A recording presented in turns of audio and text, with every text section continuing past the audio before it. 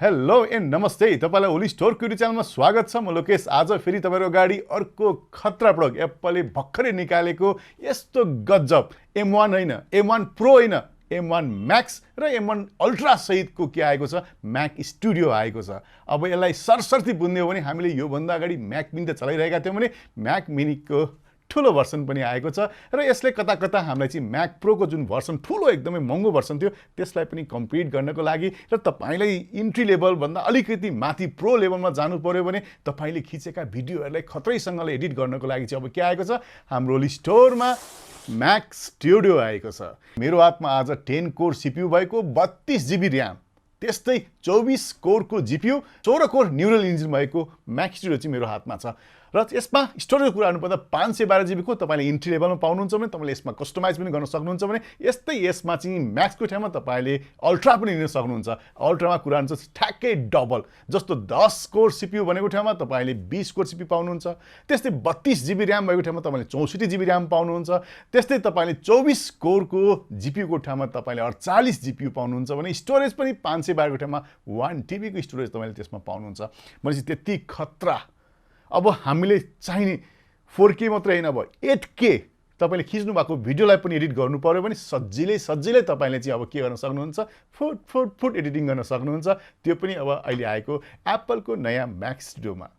अब हेरौँ यो म्याक स्टुडियो कस्तो छ। अब यसको बट्टा म खोलेर हेर्न गइरहेको छु र सरसर्ती बट्टा हेर्ने भने हामीले यो म्याक स्टुडियो कस्तो छ भन्ने कुरो यहाँ देखिरहेका छौँ। माथिपट्टि यसलाई मैले पल्टाएर हेर्दाखेरि पछाडिपट्टि तपाईले यो म्याक स्टुडियोमा चाहिँ यहाँनिर 4वटा पोर्टहरू छन्। त्यस्तै यहाँले पावर सप्लाईको ठाउँ छ, इथरनेटको पोर्ट छ, त्यस्तै USB सँगसँगै HDMI, हेडफोन ज्याक र पावर अन गर्ने र चट्ट नेट भएको यहाँनिर छ भने यो साइडमा एप्पलको लोगो, त्यस्तै यो साइडमा हेर्नुहुन्छ भने चाहिँ अगाडिपट्टिको पार्ट हो, यहाँ चाहिँ तपाईले अन गरेपछि बत्ती बल्ने ठाउँ, त्यस्तै यहाँनिर चाहिँ SD कार्ड हाल्ने ठाउँ, त्यस्तै दुईटा चाहिँ तपाईले टाइप सी का पोर्टहरू अगाडि देख्नुहुन्छ भने मुनिपट्टि पनि अलि हल्का जाली जस्तो तपाईले देख्नु भएको छ। हुनसक्छ अलिअलि हिट भयो भने हिट सिङको लागि पनि त्यो हुनसक्छ।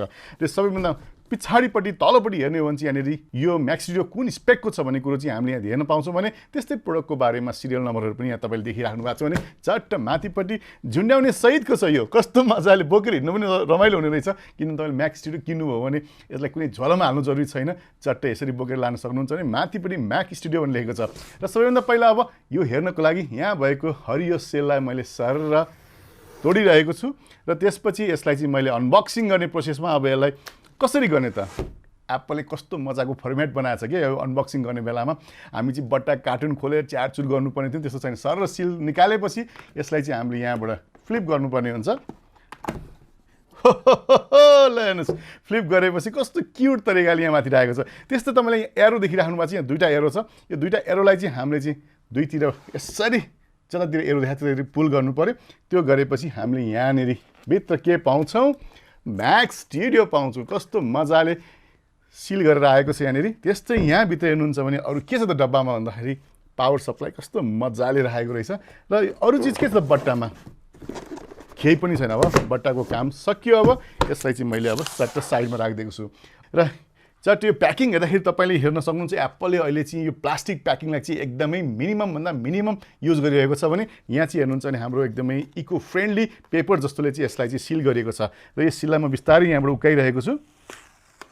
ग्लोइङ पनि कस्तो मजाको। र हेर्नु न यति मजाले प्याकिङ चाहिँ एक ठाउँबाट सिल चट्ट खोलेपछि सरै खुल्ने क्या, यी सबै खुल्यो। अब र मैले सबै कुरा अनबक्सिङ गरेर मेरो हातमा अब म्याक स्टुडियो परिसकेको छ।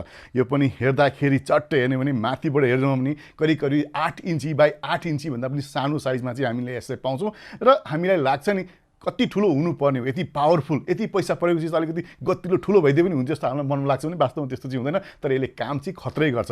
ल सबैभन्दा पहिला यसको म्याक स्टुडियोलाई माथिपट्टिबाट हेरौँ। एप्पलको लोगोलाई अगाडिबाट सिधा पारेर माथिपट्टि हामी यसरी हेर्छौँ भने चाहिँ यहाँ माथि चाहिँ हल्का नेट जाली जस्तो हामीले देख्छौँ भने यहाँनिर चाहिँ तपाईँले देखिराख्नु भएको छ। मैले बट्टा बाहिर पनि देखाएको थिएँ। त्यस्तै पावर अन, हेडफोनको ज्याक, HDMI, दुईवटा USB पोर्ट, त्यस्तै पावर सप्लाईको ठाउँ, ल्यान्ड पोर्ट जोड्नको लागि यहाँ भनेपछि त्यस्तै यहाँ पछाडि चाहिँ तपाईँले 4वटा टाइप सी का पोर्ट तपाईँले यसमा पाउनुहुन्छ भने पल्टाएर मैले पछाडिपट्टि तलपट्टिको भागमा यदि हेर्नु भने चाहिँ कस्तो मजाको यहाँनिर चाहिँ कुसनिङको लागि चाहिँ रबराइज गरिएको छ, म्याक स्टुडियो यहाँ लेखेको छ, प्रोडक्टको सिरियल नम्बरहरू यहाँ हुन्छ र यो वरिपरि हिट सिङ्कको लागि चाहिँ नेट जस्तो यो राखिएको छ इयर पास अनको लागि भने कहिलेकाहीँ चाहिँ हामीले म्याक्सलाई लक गर्नु पऱ्यो भने लक गर्नको लागि चाहिँ एउटा सानो होल चाहिँ यहाँनिर राखिएको छ। र त्यसपछि अब हामी आउँ अगाडिपट्टिको पार्टमा यहाँ आउँ जुन चाहिँ हामीले युज गर्दाखेरि अगाडि फ्रन्टमा हुन्छ त्यहाँ चाहिँ हामीले दुईवटा टाइप सीका पोर्ट चाहिँ हामीले पाउँछौँ भने यो चाहिँ एसडी कार्ड राख्ने ठाउँ चाहिँ हामीले पाउँछौँ र यहाँनिर पावर अन हुँदाखेरि बल्ने स्विच यहाँनिर छ भने यो तपाईँले हेर्दा अगाडिपट्टि चाहिँ यस्तो हुन्छ।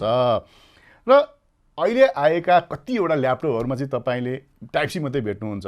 यो स्पेसली तपाईँलाई चाहिँ डिजाइन र तपाईँले चाहिँ भिडियो एडिट गर्ने नै भएकोले गर्दाखेरि तपाईँ धेरै जस्तो काम के गर्नुहुन्छ भने क्यामेरामा जुन खिचेको फोटोहरूलाई छिटोभन्दा छिटो क्विकली यदि यसमा चाहिँ कपी गर्नु पऱ्यो भने चाहिँ अगाडिपट्टि यो स्लट पनि दिएको छ जसले गर्दा चाहिँ हाम्रो प्रोडक्सन गर्नलाई चाहिँ एकदम सजिलो हुन्छ।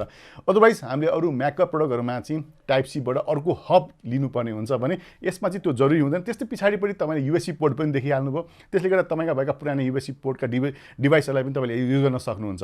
र यो हेर्दाखेरि तपाईँले म्याक स्टुडियो भने पनि यो म्याक स्टुडियो किन्दाखेरि तपाईँले खालि यति सिपियु मात्रै तपाईँले पाउनुहुन्छ भने अरू किरो केही पनि पाउनुहुन्न। तपाईँले माउस एडिसनल किन्नुपर्ने हुन्छ, किबोर्ड एडिसनल किन्नुपर्ने हुन्छ, त्यस्तै मोनिटर तपाईँले म्याक स्टुडियोकै तपाईँले स्टुडियो डिस्प्ले तपाईँले युज गर्न सक्नुहुन्छ एप्पलकै भने तपाईँसँग भएको कुनै पनि थर्ड पार्टी थर्ड कम्पनीको पनि तपाईँले यसमा डिस्प्ले युज गर्न सक्नुहुन्छ। तपाईँले सकेसम्म यसमा चाहिँ 4K भन्दा माथि रेजुलेसन भएको डिस्प्ले युज गर्नुभयो भने चाहिँ बेस्टमा बेस्ट हुन्छ। त्यस्तै हामी कहाँ घरमा भएको एकदम हाई रेजुलेसन भएको चाहिँ 4K टिभीहरू छ भने त्यसमा पनि तपाईँले कनेक्सन गर्न यसलाई सक्नुहुन्छ।